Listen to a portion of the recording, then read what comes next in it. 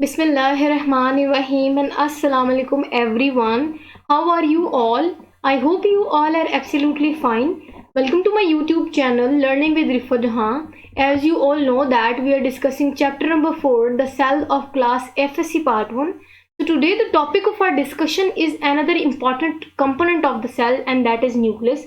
We will discuss the detail of nucleus inshallah in this lecture video. So let's move on to our main slide. This is the main slide of our lecture. आज हमने nucleus discuss करना है. सबसे पहले मैं आपको इसका थोड़ा सा इंट्रोडक्शन दे दूं, फिर हम इन पॉइंट्स को रीड आउट करेंगे. अब न्यूक्लियस रिलेटेड जो सब टॉपिक्स हमने डिस्कस करने हैं वो कौन से हैं. सबसे पहले हम देखेंगे कि न्यूक्लियस की डिस्कवरी क्या है, इनकी अकरेंस क्या है, विजिबिलिटी एंड देन लोकेशन, और फिर हम different types of cells discuss करेंगे according to the number of nucleus. And lastly हम डिस्कस करेंगे कि न्यूक्लियस के डिफरेंट कंपोनेंट्स कौन कौन से होते हैं. जैसा कि आपको पता है कि न्यूक्लियर मेम्ब्रेन हो गया, न्यूक्लियोलस हो गया, न्यूक्लियोप्लाज्म हो गया, क्रोमोसोम हो गए. तो इन सब जो है वो कंपोनेंट्स की डिटेल भी इंशाल्लाह हम इसी लेक्चर वीडियो में डिस्कस करेंगे. चलो स्टार्ट करते हैं. डिस्कवरी ऑफ सेल देखेंगे सबसे पहले कि रॉबर्ट ब्राउन ने 1831 में इसकी डिस्कवरी की. फिर उसके बाद हम अगर इनकी अकरेंस की बात करें तो ये प्लांट्स, एनिमल्स, फंजाई और प्रोटिस्ट के यूकैरियोटिक सेल्स में मौजूद होता है, और प्रोकैरियोटिक सेल्स में कोई न्यूक्लियस मौजूद नहीं होता. प्रोकैरियोटिक सेल जैसे कि आपको पता है बैक्टीरियल सेल हो गए और ब्लू ग्रीन एल्गी हो गया, तो ये ऐसे प्रोकैरियोटिक सेल्स है जिनमें न्यूक्लियस मौजूद नहीं होता. अकरेंस क्लियर होगी कि ये सिर्फ तमाम यूकैरियोटिक सेल में मौजूद होते हैं और प्रोकैरियोटिक सेल में मौजूद न्यूक्लियस नहीं होता. नेक्स्ट अब अगर इनकी लोकेशन की बात करें तो कहते हैं कि एनिमल सेल्स में न्यूक्लियस जो है वो almost centre of the cell में मौजूद होता है, और प्लांट सेल्स की बात करें तो ये due to the large vacuole ये शिफ्ट असाइड हो जाता है. अब आपको पता है कि जैसे जैसे वैक्यूल का साइज इंक्रीज करेगा तो जो सेंटर में मौजूद होता है ना प्लांट सेल्स के न्यूक्लियस, वो साइड की तरफ जो है वो शिफ्ट हो जाता है, जिसकी वजह से हम कहते हैं कि एनिमल सेल्स में तो न्यूक्लियस सेंटर में मौजूद होता है, लेकिन प्लांट सेल में वो थोड़ा सा साइड पे मौजूद होता है due to the large vacuole. Clear है. अब नेक्स्ट अगर हम इसकी विजिबिलिटी की पॉइंट की बात करें तो कहते हैं कि nucleus is only visible when the cell is in non dividing stage. कि जब सेल नॉन डिवाइडिंग स्टेज में मौजूद होता है, ओनली वही एक टाइम पीरियड होता है जब न्यूक्लियस जो है वो हमें क्लियरली विजिबल होता है. अब रीजन क्या है, कहते हैं कि जब आपको पता है जब डिवाइडिंग स्टेज की तरफ सेल मूव ऑन करता है तो आपको पता है जो न्यूक्लियर एनवेलप है वो डिसअपेयर हो जाती है. जब न्यूक्लियर एनवेलप डिसअपेयर हो जाती है तो न्यूक्लियस जो है वो प्रोमिनेंट नजर नहीं आता. तो यही वजह है कि इसकी विजिबिलिटी का पॉइंट है कि न्यूक्लियस सिर्फ नॉन डिवाइडिंग स्टेज में ही नजर आ रहा होता है. क्लियर. आई होप आपको ये सारे पॉइंट्स क्लियर हो गए होंगे. मूव ऑन करते हैं नेक्स्ट स्लाइड की तरफ, और उसमें हमने कुछ टाइप्स ऑफ सेल्स डिस्कस करनी है according to the number of cell. Clear है, नंबर ऑफ न्यूक्लियस. अब नेक्स्ट आप पहला पॉइंट देखें वो ये कि मोनो न्यूक्लियेट सेल्स क्या होते हैं. अब आपको नाम से समझ आ रहा है, mono mean one and nucleate mean nucleus. ऐसा सेल जिसमें एक न्यूक्लियस मौजूद होता है उसको हम मोनो न्यूक्लियेट सेल कहते हैं. और वो कौन कौन से, वो एनिमल्स और प्लांट्स में से कहते हैं most of the animals and plant cells जो है वो मोनो न्यूक्लियेट सेल्स होते हैं. क्यों? क्योंकि उनमें एक न्यूक्लियस मौजूद होता है. क्लियर है. अब नेक्स्ट है बाई न्यूक्लियेट सेल. नाम से क्लियर हो गया, बाई मीन दो और न्यूक्लियेट मीन न्यूक्लियस. तो ऐसा सेल जिसमें दो न्यूक्लियाई मौजूद होते हैं उनको बाई न्यूक्लियेट सेल्स कहते हैं. और सच एज एग्जांपल में कह रहे हैं कि पैरामीशियम है, उनमें बाई न्यूक्लियेट सेल्स मौजूद होते हैं. अब नेक्स्ट जो type of the cell discuss करना है according to the number of nucleus वो है पोली न्यूक्लियेट. अब पोली न्यूक्लियेट सेल्स को हम मल्टी न्यूक्लियेट सेल्स भी कहते हैं. नाम से क्लियर है, पोली मीन्स मैनी और मल्टी मीन्स भी बहुत सारे.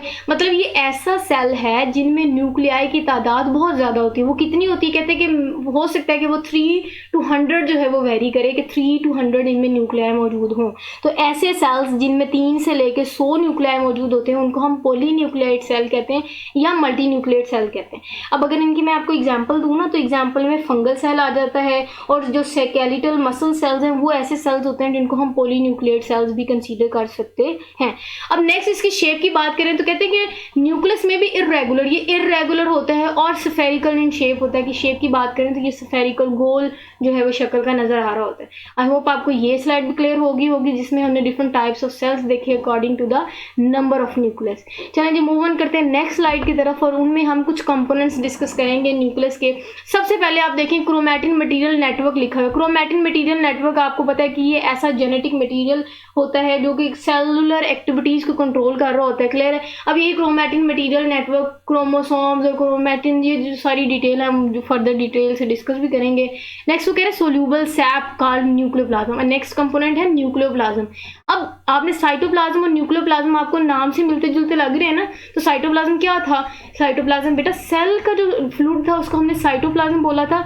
इसी तरह बेटा जो न्यूक्लियस के अंदर फ्लूइड मौजूद होता है उसको हम न्यूक्लियोप्लाज्म बोलते हैं। न्यूक्लियो मीन न्यूक्लियस और प्लाज्म मीन फ्लूइड, तो ये जो न्यूक्लियस का फ्लूइड होता है उसको हम न्यूक्लियोप्लाज्म बोलते हैं। क्लियर है। नेक्स्ट पॉइंट में वो कह रहा है कि जब जैसे जैसे सेल नॉन डिवाइडिंग स्टेज से डिवाइडिंग स्टेज की तरफ मूव ऑन करता है ना, तो न्यूक्लियस डिसअपेयर हो जाता है। अब न्यूक्लियस डिसअपेयर हो जाता है, हमने पहले भी जो पॉइंट में इनकी जो विजिबिलिटी देखी, हमने कहा था कि ये सिर्फ नॉन डिवाइडिंग स्टेज में ही हमें विजिबल होता है, डिवाइडिंग स्टेज में नहीं। क्यों? क्योंकि मैंने आपको बताया कि जो इनकी न्यूक्लियर एनवेलप होती है वो डिसअपेयर हो जाती है, जिसकी वजह से ये खास विजिबल नहीं होते in dividing cell stage. Clear है। नेक्स्ट वो कह रहे हैं and chromatin material is replaced by chromosome. और तब ये भी होता है कि जो क्रोमैटिन मटेरियल है ना, धागे नुमा, आप कह सकते हैं कि जो जैसी नलकी है ना उसका धागा गुच्छे जो आप कह सकते हैं थ्रेड लाइक स्ट्रक्चर जो होता है उनको क्रोमैटिन मटेरियल बोलते हैं। लेकिन अगर वो खास एक शेप और ज्योमेट्री ले लें, अरेंज कर लें अपने आप को एक पैक्ड फॉर्म में, उनको हम क्रोमोसोम कहते हैं। तो कहते हैं कि डिवाइडिंग स्टेज में या डिवाइडिंग जब सेल डिवाइड कर रहा होता है तो उनका न्यूक्लियस भी डिसअपेयर हो जाता है, क्योंकि न्यूक्लियर एनवेलप जो है वो रिमूव हो जाती है। उसके साथ साथ क्या चेंजेस आती हैं डिवाइडिंग स्टेज में, ये कि जो क्रोमैटिन मटीरियल है ना वो रिप्लेस कर लेता है अपने आप को और वो क्रोमोसोम्स की शक्ल ले रहा होता है।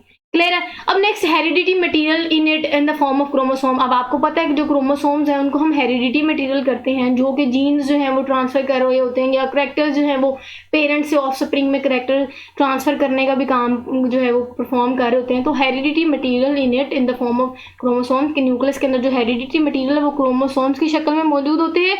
और आपको पता है जिनका काम है कि उन तमाम एक्टिविटीज को क्या करना होता है बेटा, कंट्रोल करना होता है। अब नेक्स्ट हम पॉइंट डिस्कस करेंगे कि न्यूक्लियोप्लाज्म की कंपोजिशन क्या है। कहते हैं कि न्यूक्लियोप्लाज्म जो न्यूक्लियस का फ्लूइड है ना, उनमें कुछ डीएनए, कुछ आरएनए और कुछ प्रोटीन जैसा कि कुछ एंजाइम्स हो गए, ये मौजूद होते हैं न्यूक्लियस के न्यूक्लियोप्लाज्म में या उनके फ्लूइड में, जो कि इनकी केमिकल कंपोजिशन हम कह सकते हैं कि न्यूक्लियस की ये केमिकल कंपोजिशन है, ये केमिकली इन चीज़ों से कंपोज हो रहे होते हैं इनका न्यूक्लियस। क्लियर है। आई होप आपको इनके ये पॉइंट्स भी क्लियर हो गया, जिनमें हमने कुछ पॉइंट्स डिस्कस किए कंपोनेंट्स के। इनके जो कंपोनेंट्स हैं इनकी फर्दर डिटेल हम वन बाय वन डिटेल से भी डिस्कस करेंगे। मूव ऑन करते हैं अपनी नेक्स्ट स्लाइड में, और उनमें हमने ये देखना है कि डिफरेंट कंपोनेंट्स होते हैं, 4 डिफरेंट कंपोनेंट्स होते हैं न्यूक्लियस के। सबसे पहले न्यूक्लियर मेम्ब्रेन, जिनको न्यूक्लियर एनवेलप भी बोलते हैं। नेक्स्ट न्यूक्लियोलस, न्यूक्लियोप्लाज्म, क्रोमोसोम्स, इनकी डिटेल जो है वो अब हम डिस्कस करने जा रहे हैं। मूव ऑन करते हैं नेक्स्ट स्लाइड की तरफ, और उसमें हमने डिस्कस करना है कि न्यूक्लियर मेम्ब्रेन क्या होती है। सबसे पहले मैं आपको आइडिया दे दूं न्यूक्लियर मेम्ब्रेन क्या होती है। अब आपको पता है कि न्यूक्लियर मेम्ब्रेन को हम न्यूक्लियर एनवेलप भी बोलते हैं। अब मेम्ब्रेन मीन ऐसी covering, nuclear envelope mean nucleus की जो बाहर आउटर कवरिंग होती है ना, उसको हम न्यूक्लियर एनवेलप या न्यूक्लियर मेम्ब्रेन कहते हैं। क्लियर हो गया। अब पॉइंट्स रीड आउट करते हैं, फिर जो जो डिटेल होगी मैं आपके साथ शेयर करूंगी कि कैसे वो ये डबल मेम्ब्रेन बॉन्डेड होते हैं। न्यूक्लियर जो एनवेलप होती है उनका क्या शेप है, क्या ज्योमेट्री है, क्या इनकी कंपोजिशन है, वो डिस्कस करते हैं।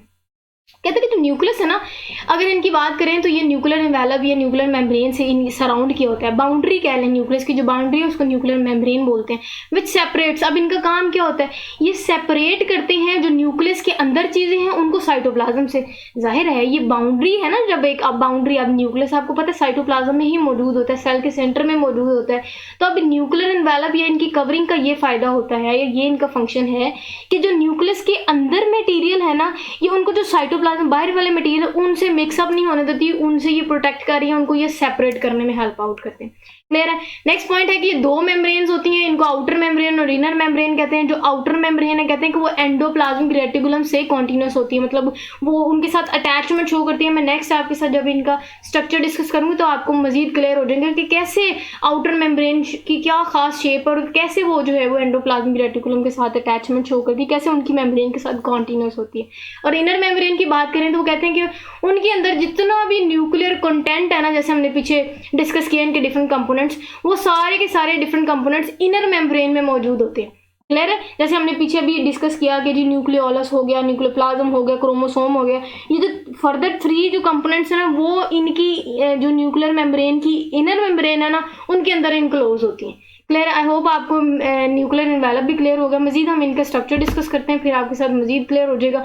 अब रिलेशनशिप देखना है nucleus and nuclear endoplasmic reticulum का। अब आप देख सकते हैं ये न्यूक्लियस है, न्यूक्लियर एनवेलप है, ये बाहर वाले जो एनवेलप है ना, ये देखें आप, यहाँ से उन्होंने जो है वो उनको दिया हुआ है। उसके बाद न्यूक्लियोलस है, ये जो सेंटर में डेंस स्फेरिकल स्ट्रक्चर आपको नजर आ रहा है न्यूक्लियस के अंदर, उनको हम न्यूक्लियोलस बोलते हैं। और कैसे ये थ्रेड लाइक स्ट्रक्चर आपको नजर आ रहा है, क्रोमैटिन है। और फिर न्यूक्लियर पोर्स क्या है वो फर्दर भी हम डिटेल डिस्कस करेंगे। आपको पोर्स नजर आ रहे होंगे इनकी सरफेस पे, और न्यूक्लियस की सरफेस पे जो पोर्स हैं उनको हम न्यूक्लियर एनवेलप बोलते हैं। क्लियर है। अब न्यूक्लियर एनवेलप हम डिस्कस करते हैं, उनके साथ ये देखो ना एंडोप्लाज्मिक रेटिकुलम है, उनके साथ राइबोसोम्स है, जो भी है इनकी डिटेल में नहीं जाना, हमने बस ये डिस्कस करना है कि जो न्यूक्लियस की आउटर मेम्ब्रेन है ना बेटा, वो उनकी अटैचमेंट हो रही होती है एंडोप्लाज्मिक रेटिकुलम के साथ।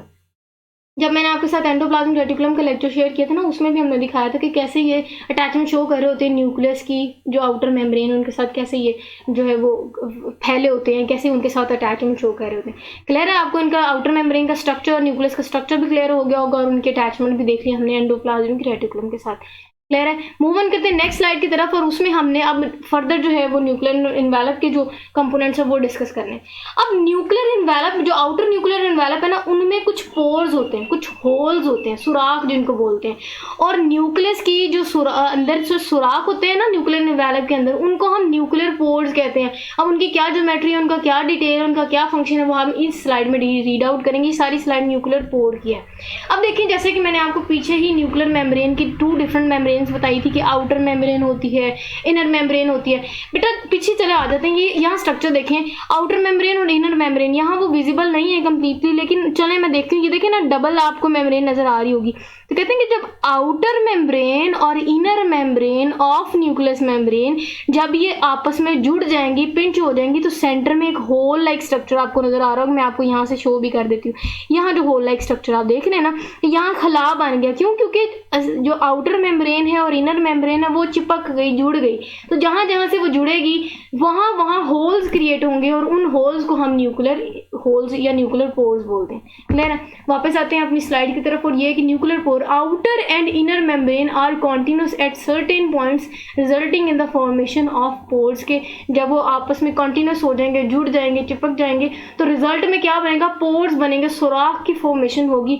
उन सुराखों को, जो सुराख न्यूक्लियर एनवेलप में मौजूद हो रहे होते हैं या वहाँ जो है फॉर्म हो रहे होते हैं, उनको हम न्यूक्लियर पोर बोलते हैं। क्लियर हो गया। नेक्स्ट देखें, वो कहते हैं कि नंबर की बात करें ना, अगर न्यूक्लियर पोर्स के नंबर की बात करें तो वेरी करता है। ज़रूरी नहीं कि कुछ हर सेल्स में इनका नंबर सेम होगा, नहीं। वो कहते हैं कि ये हाईली वेरिएबल होते हैं डिफरेंट न्यूक्लियाई में, कि एक न्यूक्लियस टू दूसरे न्यूक्लियस फ़र्क होता है कि अगर इस न्यूक्लियस में इतने पोर्स हैं तो ज़रूरी नहीं उतने भी दूसरे में भी उतने ही पोर्स हैं। अब नेक्स्ट हम इसकी फर्दर डिटेल भी डिस्कस करेंगे कि क्या क्या जो है हम डिफरेंट नंबर भी डिस्कस करेंगे कि क्या कितने पोर्स होते हैं, एक सेल में क्या पोर्स है, दूसरे सेल्स में क्या पोर्स। तो पोर्स रिलेटेड भी हमें कुछ एग्जांपल्स डिस्कस करने जा रहे हैं। नेक्स्ट पॉइंट में अनडिफरेंशिएटेड सेल्स। अब आप यहाँ समझे लफ्ज़, एक हम आपकी बुक में यहाँ मेंशन है अनडिफरेंशिएटेड सेल्स और दूसरे होते हैं डिफरेंशिएटेड सेल्स। अब इनमें क्या फंक्शन है? जो बेटा अनडिफरेंशिएटेड सेल्स होते हैं, ये ऐसे सेल्स होते हैं जो कि अपना काम प्रॉपरली परफॉर्म नहीं कर रहे होते। आप कह सकते हैं कि फंक्शन परफॉर्म नहीं करने वाले जो सेल्स हैं, जो भी ज़रूरत नहीं होती, उनको हम कहते हैं कि ये अनडिफरेंशिएटेड सेल्स हैं। लेकिन जो डिफरेंशिएटेड सेल्स हैं वो जैसे ही बनते हैं उनको उसी टाइम ही फौरन काम असाइन कर देते हैं, तो वो अपना काम परफॉर्म कर रहे होते हैं। क्लियर है। कहते हैं कि द अनडिफरेंशिएटेड सेल, जैसे कि आपकी बुक में मेंशन है एग हो गया, such as egg have about, अब देखिए ना कितना आपको लिखा है 3 लाख पोर्स पर न्यूक्लियस के। एक न्यूक्लियस में इतने ज़्यादा पोर्स मौजूद होते हैं एग की अगर हम बात करें। क्यों? क्योंकि उनके अंदर अब पोर्स का क्या काम है कि इन्होंने रेगुलेट करनी होती है ट्रांसपोर्टेशन, कि जो न्यूक्लियर एनवेलप के अंदर जो न्यूक्लियर मटेरियल है उनका साइटोप्लाज्म के साथ क्या था, ये सेपरेशन ही तो करती थी न्यूक्लियर मेम्ब्रेन। तो जब पोर्स होंगे न्यूक्लियर एनवेलप में तो क्या होगा कि जो ट्रांसपोर्टेशन है उनको रेगुलेट कर रहे होते हैं। तो जो अनडिफरेंशिएटेड सेल्स होते हैं ना, वो पोर्स अपने बहुत ज़्यादा उनमें पोर्स होते हैं, वो आने जाने रेगुलेशन करवा रहे होते हैं। क्लियर है। उसके बरक्स जो डिफरेंशिएटेड सेल्स है ना, इसकी बुक में आपकी एग्जांपल लिखी हुई है एरिथ्रोसाइट्स, जिनको रेड ब्लड सेल्स भी कहते हैं, उनमें 3 to 4 पोर्स होते हैं। जस्ट उनके न्यूक्लियस में 3 या 3 से ज़्यादा, मतलब हद से हद 4 जो है वो उनके पोर्स होते हैं जिसके थ्रू ये ट्रांसपोर्टेशन करवा रहे होते हैं। तो ये एमसीक्यूज पॉइंट ऑफ व्यू से भी ज़रूरी है, आपको पता होना चाहिए डिफरेंशिएटेड सेल्स में जो है वो नंबर्स ऑफ पोर कम होते हैं और अनडिफरेंशिएटेड सेल्स में ज़्यादा होते हैं। एग्जांपल भी ले ली और उनमें हमने पोर्स का नंबर भी बता दिया। नेक्स्ट हम डिस्कस करते हैं और वो ये कि फंक्शन क्या है इनका, न्यूक्लियर पोर्स का। मैंने पहला तो आपको बता दिया कि इनका फंक्शन है कि ट्रांसपोर्टेशन करवा रहा होता है। अब कहते हैं each pore have definite structure, हर सुराख का एक खास स्ट्रक्चर होता है, वो खास इनकी ज्योमेट्री और शेप होती है।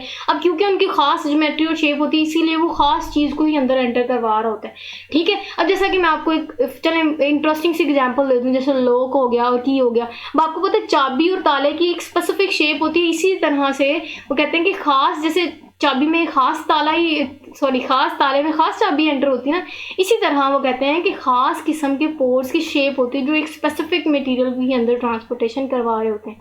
क्लियर है? तो each pores have definite structure which allow the exchange of material between nucleus and cytoplasm. क्योंकि ये न्यूक्लियर एनवेलप में मौजूद होती है, इसी तरह ये न्यूक्लियर मटेरियल और साइटोप्लाज्म में ट्रांसपोर्टेशन में रोल प्ले कर रहे होते हैं। आई होप आपको ये न्यूक्लियर पोर्स वाला भी पॉइंट क्लियर हो गया होगा। नेक्स्ट हम पॉइंट्स रीड आउट करने से पहले हम इनका जो है वो स्ट्रक्चर देख लेते हैं। अब हमने न्यूक्लियस का जो जितने मैंने आपके साथ पहले पॉइंट्स डिस्कस किए वो आप विजिबली इस स्ट्रक्चर में देख सकते हैं। देखिए मैंने आपको कहा था कि डबल मेम्ब्रेन स्ट्रक्चर होती है, आउटर मेम्ब्रेन और इनर मेम्ब्रेन। अब आउटर मेम्ब्रेन और इनर मेम्ब्रेन में कुछ पोर्स होते हैं जिनको न्यूक्लियर पोर्स बोलते हैं। अब ये सेंटर में जो न्यूक्लियोलस पॉइंट है ना, अब हम वो रीड आउट करने जा रहे हैं कि न्यूक्लियोलस क्या होता है, इनका क्या स्ट्रक्चर है, इनका क्या फंक्शन है। उसके बाद क्रोमैटिक मटेरियल इसके अंदर होता है और न्यूक्लियोप्लाज्म तो मैंने आपको बता दिया कि न्यूक्लियस का जो फ्लूइड पोर्शन होता है उनको न्यूक्लियोप्लाज्म, और न्यूक्लियर मेम्ब्रेन या एनवेलप भी मैंने आपके साथ डिस्कस कर ली। तो ये न्यूक्लियस का स्ट्रक्चर है, आपके साथ डिस्कस करने का मकसद यही था कि जो मैंने पॉइंट्स इनके कंपोनेंट्स के बताए आपकी माइंड में वो स्केच भी ड्रॉ हो जाए। क्लियर? चलें मूव ऑन करते हैं नेक्स्ट पॉइंट की तरफ और वो है न्यूक्लियोलस। अब ये स्पेसिफिकली मैंने एक और स्ट्रक्चर जिसमें विजिबल आपको न्यूक्लियोलस नजर आ रहा है। अब ये ऐसा है कि ये डेंसली डार्क पोर्शन होता है जो न्यूक्लियस के अंदर भी एक स्फेरिकल शेप स्ट्रक्चर होता है, उनको हम न्यूक्लियोलस बोलते हैं। अब न्यूक्लियोलस का क्या काम है, क्या ये सिंथेसिस करवा रहे हैं, किस चीज़ की क्या रोल है इनका, वो हम डिस्कस करते हैं। सबसे पहले आपको मैं एक याद करवा दूँ, जब हमने राइबोसोम्स का स्ट्रक्चर जब मैंने आपके साथ लेक्चर शेयर किया या उनका फंक्शन शेयर किया तब मैंने न्यूक्लियोलस का पॉइंट बहुत अच्छे से डिटेल से डिस्कस किया। तो आपने मेरी जब प्रीवियस लेक्चर्स ध्यान से सुने होंगे तो आपको न्यूक्लियोलस वाला पॉइंट ऑलरेडी क्लियर होगा। कहते हैं कि it is darkly stained body, ये बहुत ज़्यादा डार्क कलर की बॉडी होती है which is within the nucleus के अंदर मौजूद होती है and is without any membranous boundary to separate it from the rest of the nuclear membrane या मटेरियल। अब ऐसी बात कह रहे हैं कि न्यूक्लियोलस की बात करें ना, अब एमसीक्यूज पॉइंट ऑफ व्यू से ये बहुत इंपॉर्टेंट है। कहते हैं कि ये विदाउट एनी बाउंड्री। अब हमने इससे पहले जितने भी हमने डिस्कस किए ना ऑर्गेनेली, आपने पता है लाइसोसोम हो गया, ये डिफरेंट जो माइटोकॉन्ड्रिया हो गया, डिफरेंट ऑर्गेनेलीज मैंने आपके साथ डिस्कस किए, तो मैंने यही वर्ड बोला कि वो मेम्ब्रेन बॉन्डेड ऑर्गेनेली है, मेम्ब्रेन बॉन्डेड ऑर्गेनेली है। लेकिन न्यूक्लियोलस ऐसा स्ट्रक्चर है जो मेम्ब्रेन बॉन्डेड नहीं होता, इनमें मेम्ब्रेन की बाउंड्री नहीं मौजूद होती और इनमें कोई सेपरेशन नहीं होती। ये जो सेल के अंदर या न्यूक्लियस के अंदर जो rest of the nuclear membrane है उनके साथ इनकी कोई सेपरेशन नहीं होती, ये मिक्सअप हो जाते हैं। क्लियर है? तो यहाँ समझ आ गई, एमसीक्यूज पॉइंट ऑफ व्यू से भी आपकी तैयारी होगी कि ये न्यूक्लियोलस ऐसा स्ट्रक्चर है जो नॉन मेम्ब्रेनस बाउंड्री रखता है। नेक्स्ट पॉइंट ये है कि देयर मे बी वन और मोर न्यूक्लियाई इन द न्यूक्लियस, के एक से ज़्यादा न्यूक्लियाई भी मौजूद हो सकते हैं न्यूक्लियस में। क्लियर हो गया आपको न्यूक्लियोलस का पॉइंट? नेक्स्ट फर्दर हम इनकी डिटेल से इनके स्ट्रक्चर और जो है वो फंक्शन डिस्कस करते हैं। अपनी नेक्स्ट स्लाइड की तरफ चलते हैं, उनमें हमने इनके कुछ रीजन्स डिस्कस करने हैं। अब न्यूक्लियोलस की टू रीजन्स होती हैं, ग्रैनुलर एरिया होता है, दूसरा फिब्रिल एरिया होता है। अब ग्रैनुलर एरिया जो है ये आप देखें ना, मैंने न्यूक्लियोलस का भी जो है वो स्ट्रक्चर, जो इनके डिफरेंट कंपोनेंट्स हैं उनका भी स्ट्रक्चर आपके साथ शेयर किया सो दैट आपको इसका भी स्केच माइंड में क्लियर हो जाए। कहते हैं कि न्यूक्लियोलस की बात करें तो इनमें भी दो रीजन्स होती हैं, एक ग्रैनुलर दूसरी फिब्रिल। जो ग्रैनुलर होती है वो कहते हैं पेरिफेरल एरिया में होती है, पेरिफेरल कहते हैं बाहर की तरफ जो एरिया होता है वो उस तरफ होती है, और जो फिब्रिल एरिया ये धागेनुमा स्ट्रक्चर और ये सेंटर में न्यूक्लियोलस की मौजूद है। आपको क्लियर हो गया? अब ये ग्रैनुलर कंपोनेंट है, इनका क्या है, ये प्री राइबोसोम की असेंबली, क्योंकि ये सब यूनिट्स होते हैं जो राइबोसोम्स का स्ट्रक्चर बना रहे होते हैं। फिब्रिल सेंटर होता है, ये ribosomal RNA transportation dense fibril component, ये जो है इनके जब हम पॉइंट्स रीड आउट करेंगे मैं इनका फंक्शन भी आपके साथ शेयर करती जाऊंगी।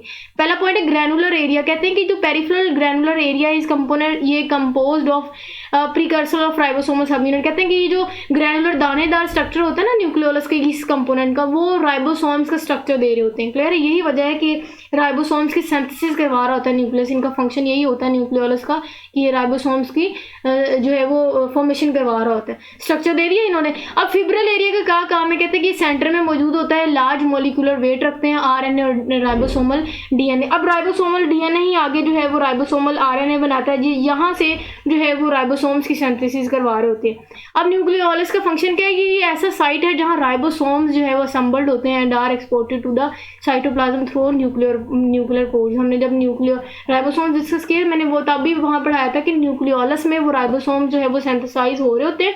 अब उन्होंने न्यूक्लियोलस से बाहर जाना होता है साइटोप्लाज्म में, तो वो जाहिर है फिर बाहर जाने के लिए जो पोर्स हैं उनको इस्तेमाल करेंगे। वो पोर्स हैं वो न्यूक्लियर पोर्स होते हैं। वहाँ से जो है न्यूक्लियोलस से फॉर्म्ड होने वाले राइबोसोम जो है वो साइटोप्लाज्म में जाते हैं उन न्यूक्लियर पोर्स से। क्लियर हो गया? न्यूक्लियोलस का स्ट्रक्चर भी क्लियर हो गया कि दो इनमें, मैं दोबारा रिपीट कर रही हूँ, दो रीजन्स होते हैं। ग्रैनुलर दानेदार जो कि राइबोसोम्स के स्ट्रक्चर अपीयरेंस देते हैं, फिब्रिल जो कि राइबोसोम्स की सिंथेसिस करवा रहा होता है। फंक्शन भी यही कि ये साइट ऑफ राइबोसोम सिंथेसिस होता है। जब राइबोसोम्स असेंबल्ड हो जाते हैं, सिंथेसिस हो जाती है, तब ये न्यूक्लियर पोर्ट से बाहर साइटोप्लाज्म में शिफ्ट कर दिए जाते हैं।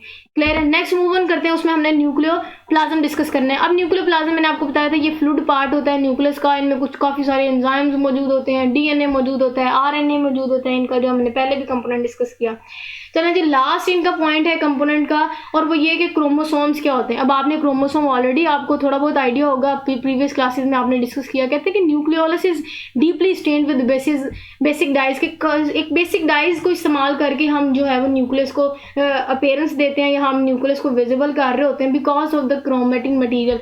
कि अगर हमें न्यूक्लियस नज़र आ रहा होता है डिफरेंट बेसिक डाइज यूज़ करके, वो यही वजह है क्योंकि न्यूक्लियस के अंदर क्रोमेटिन मटीरियल होता है, और जो न्यूक्लियर के अंदर क्रोमेटिन मटेरियल होता है ना, उनकी जो सरफेस है ना वो एसिडिक इन नेचर होती है। यही वजह है कि ये कलर्स को जो है वो रिफ्लेक्ट कर रही होती है, जिसकी वजह से हमें न्यूक्लियस जो है वो विजिबल हो रहा होता है। नेक्स्ट पॉइंट कहते हैं जैसे ही सेल डिवाइडिंग स्टेज में जा रहा होता है, ये सेल डिवीजन के टाइम पे क्रोमेटिन मटेरियल जो है वो कन्वर्ट कर दिया जाता है into darkly stained thread like structure, जिनको क्रोमोसोम्स बोलते हैं। अब आपको मैं एक इंटरेस्टिंग सी एग्जाम्पल दूँ कि जब आपने सफ़र करना होता है ना, तो अब आप कपड़े वगैरह या सामान है उसको आप असेंबल करते हो, अरेंज करते हो।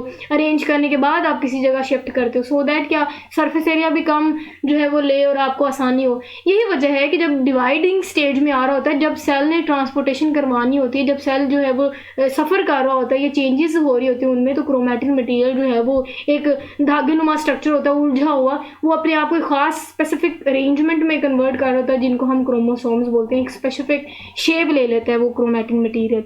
नेक्स्ट कहते हैं अगर हम अंडर कंपाउंड माइक्रोस्कोप की बात करें तो क्रोमोसोम्स जो है वो अपेयर करते हैं, तो आर्म्स होते हैं क्रोमोसोम्स के, और सेंट्रोमेयर होता है।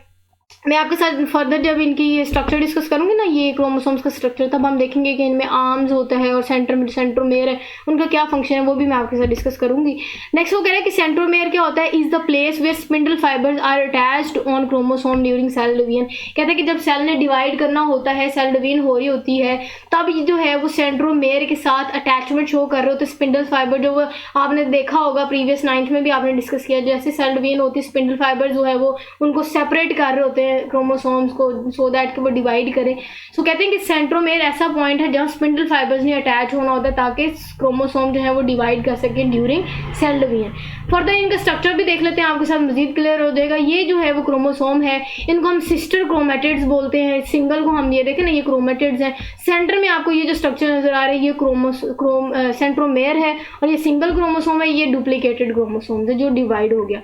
नेक्स्ट वो कहते हैं कि क्रोमेटिड्स क्या होते हैं। अब क्रोमेटिड्स ये जो आप इनकी आर्म्स देख रहे हैं, each chromosome consist of 2 identical chromatids at the beginning of the cell division. के जैसे सेल डिवाइड कर रहा होता है, सेम जो है वो आइडेंटिकल कॉपी जो है वो रेप्लिका कह सकते हैं, क्रोमेटिन की जो रेप्लिका है क्रोमेटिड का, वो तैयार कर लेते हैं क्रोमोसोम्स का। तो क्रोमोसोम्स का जो रेप्लिका आप कह सकते हैं ना, बिल्कुल सेम एग्जैक्ट कॉपी होती है ना क्रोमोसोम्स की, उनको हम क्रोमेटिड बोलते हैं। क्लियर है? Copy of chromosome is known as chromatid. अब नेक्स्ट कहते हैं each chromosomes consist of 2 identical, एक क्रोमोसोम की बात करें उनमें 2 आइडेंटिकल क्रोमेटिड्स होते हैं। अब नेक्स्ट क्रोमेटिड्स जो है वो एग्जैक्ट मैंने आपको बता दिया रेप्लिका होता है, कॉपी होता है क्रोमोसोम्स की। क्रोमोसोम अब आपको पता है क्रोमोसोम किन से मिलकर बना होता है, डीएनए और प्रोटीन से मिलकर बनता है, हिस्टोन प्रोटीन से मिलकर बनता है। नेक्स्ट वो कह रहा है कि अगर हम क्रोमोसोम की बात करें तो all individual same species remain constant generation after generation. यही वजह है कि जो इंसान का बच्चा वो इंसान से मिलता है, जो जानवर का बच्चा वो जानवर से मिलता है। क्यों? क्योंकि क्रोमोसोम जो है वो उनमें जीन्स के साथ साथ करेक्टर्स ट्रांसफर होते हैं पेरेंट्स टू ऑफस्प्रिंग। यही वजह है कि जनरेशन टू जनरेशन स्पीशी जो है वो कांस्टेंट ही रहती है। क्लियर? तो ये कुछ इनका फंक्शन और इंपॉर्टेंस आ गई। नेक्स्ट हमने इनका फंक्शन डिस्कस करने हैं कि क्रोमोसोम्स के क्या फंक्शन है। अब आपको ऑलरेडी भी आपको आइडिया होगा, कहते हैं कि ऑल द इन्फॉर्मेशन, जो भी नेसेसरी इन्फॉर्मेशन होती है सेल्स की, वो कंट्रोल कर रहा होता है chromosomes, are located on the chromosomes. वो सारी की सारी क्रोमोसोम्स में इन्फॉर्मेशन जो है वो लोकेट कर दी जाती है in the form of genes के, जीन्स की शक्ल में। वो सारे कैरेक्टर्स वो हो सकते हैं, colour of the I, skin colour, ये सारे कैरेक्टर्स जो है वो पेरेंट्स टू ऑफस्प्रिंग ट्रांसफर करने के लिए जो हेरिडिटी मटेरियल है क्रोमोसोम, वो जो है वो अपने अंदर जीन्स की शक्ल में ट्रांसफर करवा रहा होता है जो है वो characters which transfer from one generation to another generation. मैंने आपको बता दिया, फंक्शन भी क्लियर हो गया। नेक्स्ट हमने कुछ जो है वो पॉइंट्स डिस्कस करने हैं, उसके बाद एक लास्ट स्लाइड और फिर आज का लेक्चर खत्म हो जाएगा। हमने different number of chromosomes discuss करने डिफरेंट ऑर्गेनिजम्स में। ये एमसीक्यूज पॉइंट ऑफ व्यू से बहुत इंपॉर्टेंट स्लाइड है, इसलिए मैंने आपके साथ शेयर की। अगर मैंने इंसान की बात करें, ह्यूमंस में 46 क्रोमोसोम होता है, 23 का पेयर। क्लियर? इसी तरह फ्रॉग में 26, चिंपैंजी में 48, ड्रोसोफिला में 8, इस तरह अनियन में 16 एंड पोटैटो में 48 एंड गार्डन पी में 14 क्रोमोसोम, जो कि ये 7 ये 24 का पेयर है। क्लियर है? तो जितने क्रोमोसोम होंगे यहाँ उन्होंने पेयर लिखा कि अगर 14 क्रोमोसोम है दैट मीन्स के 7 का पेयर है, pair mean 2। Clear? I hope आपको ये भी स्लाइड क्लियर होगी। नेक्स्ट हम आज की लेक्चर का लास्ट पॉइंट डिस्कस करते हैं, वो है कि डिप्लॉइड क्या होता है। नंबर ऑफ क्रोमोसोम, अगर हम आपको पता है अब 2 किस्म के सेल्स होते हैं, बॉडी सेल्स भी 2 किस्म के होते हैं। एक को हम सोमैटिक सेल्स कहते हैं जिनको नॉर्मल बॉडी सेल्स बोलते हैं, और जो दूसरे सेल्स होते हैं उनको हम जर्म सेल्स बोलते हैं। क्लियर है? जिनको गैमेट्स भी बोलते हैं। कहते हैं कि जो नंबर ऑफ क्रोमोसोम, अगर हम नॉर्मल सेल्स की बात करें या सोमैटिक सेल्स की बात करें, तो सोमैटिक सेल्स में नंबर ऑफ क्रोमोसोम्स डिप्लॉइड होते हैं, और जबकि हम उनकी बात करें कि जर्म सेल्स में कितने, तो जर्म सेल्स में नंबर ऑफ क्रोमोसोम हैप्लॉइड होते हैं। एग्जाम्पल की बात कर रहे हैं, कहते हैं कि इन ह्यूमन, अगर हम ह्यूमन गैमेट्स की बात करें तो उनमें स्पर्म्स और एग होता है, आपको पता है। इसी तरह उनमें स्पर्म्स में भी 23 क्रोमोसोम होंगे और एग में भी 23 क्रोमोसोम्स मौजूद होते हैं। क्यों? क्योंकि हैप्लॉइड है ना, जर्म सेल्स है तो हैप्लॉइड होगा। यही वजह है कि एग और जब स्पर्म मिलेगा तो जब जाइगोट बनेगा तो उनमें जो क्रोमोसोम का नंबर है जो 23 पेयर बन जाएगा, तो वो नॉर्मली फिर वो 46 हो जाएगा और फिर वो बॉडी जो है वो स्ट्रक्चर ले लेंगी ह्यूमन की। क्लियर है? आई होप आपको ये बहुत इंपॉर्टेंट, ये वैसे भी क्वेश्चन बहुत इंपॉर्टेंट है। न्यूक्लियर जो है वो न्यूक्लियस पूरा भी आ सकता है, आपके साथ डिफरेंट कंपोनेंट्स का भी जो है वो डिटेल पूछी जा सकती है। शॉर्ट पॉइंट ऑफ व्यू से एमसीक्यूज जो थे इंपॉर्टेंट मैंने वो भी आपके साथ शेयर किए। आई होप आपको बहुत अच्छे से समझ आई होगी। If anyone of you have any type of question you may ask in the comment section. अपना बहुत सारा ख्याल रखिएगा, दुआ में मुझे याद रखिएगा। मुझे दीजिए इजाज़त। अल्लाह हाफिज़।